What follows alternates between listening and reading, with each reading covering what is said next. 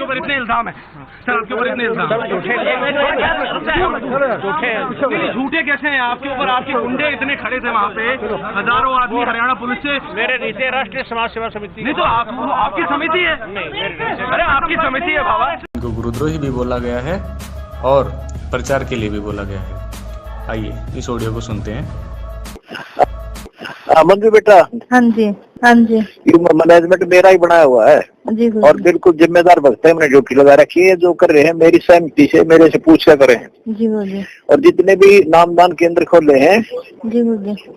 वो मेरी आगे से खोले जाते हैं, ठीक है जी। उन्होंने कहा मैं आपको बंद करूंगा और आपके क्या भक्तों को ही बंद कर दूंगा। हाँ, हमने तो बंद होना ही है, हम तो बंद होंगे ही बल्ला जी, हमने तो जेलों में ही रहना है। परंतु आप अपना हिसाब लगा लो, आपके हाथ में कलम है। जब आपका तो परमात्मा संत रामपाल जी हैं, मैं आपका दूसरा नंबर दिया है, सेकंड गॉड। अब तेरे हाथों में मान मृत्यु भी दे सकता है, फांसी दे सकता है और छोड़ भी सकता है। परंतु उन्होंने हमें 5 नवंबर को 5 नवंबर दी हमें तारीख फिर पेशी के लिए, और उन्होंने क्या आपकी कमेटी के लिस्ट दीजिए मेरे को। कमेटी की लिस्ट मैंने उसको उन्हों को दे दी है। अब हम 5 नवंबर को मैं और 50 अपने मेंबर जो पदाधिकारी हैं मेंबर बना रखे हैं, क्या उनकी हमारी 5 नवंबर को हाजिरी है। और उन्होंने हमारे गुरु महाराज जी की पहले तो एप्लीकेशन भगा दी, अब छुट्टी की मंजूरी हाजिरी माफ़ी नहीं करते, फिर वापस बुला करके परमात्मा ने उसकी कलम से लिखवा दिया।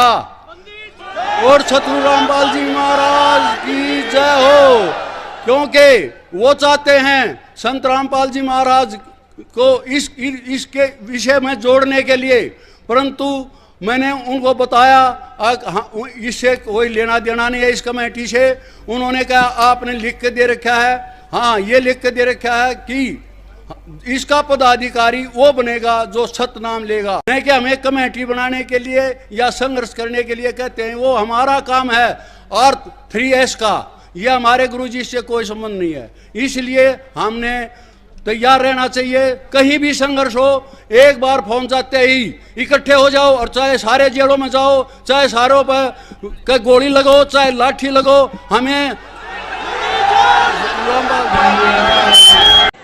आखिर हाथ में हथियार उठाकर बाबा के समर्थक बीमार बाबा की तबीयत कैसे ठीक कर सकते हैं?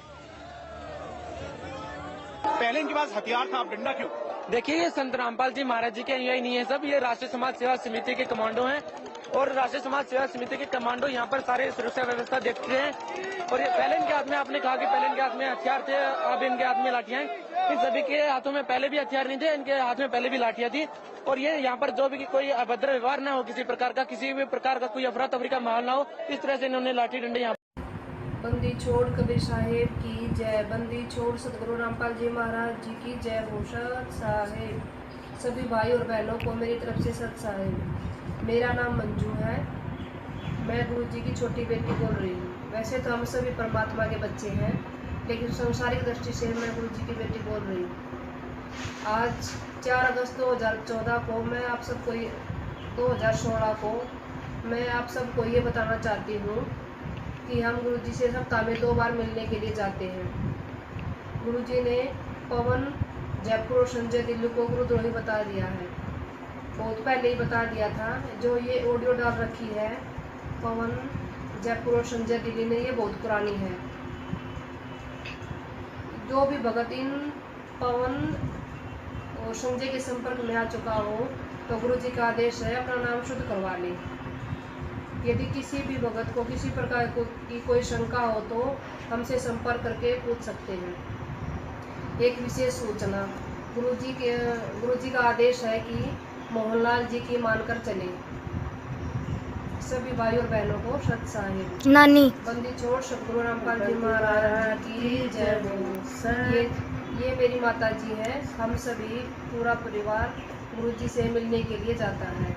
सत साहिब। बंदी छोड़ सतगुरु रामपाल जी महाराज की जय हो। सत साहिब।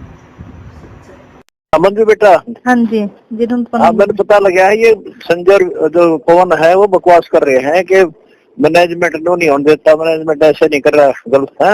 हाँ जी ये मैनेजमेंट मेरा ही बनाया हुआ है जी गुरु और बिल्कुल जिम्मेदार भक्त है, मैंने ड्यूटी लगा रखी है। जो कर रहे हैं मेरी सहमति से मेरे से पूछ कर करें। जी गुरु जी और जितने भी नामदान केंद्र खोले हैं जी गुरु जी वो मेरी आज्ञा से खोले जाते हैं। ठीक है। जी गुरु जी।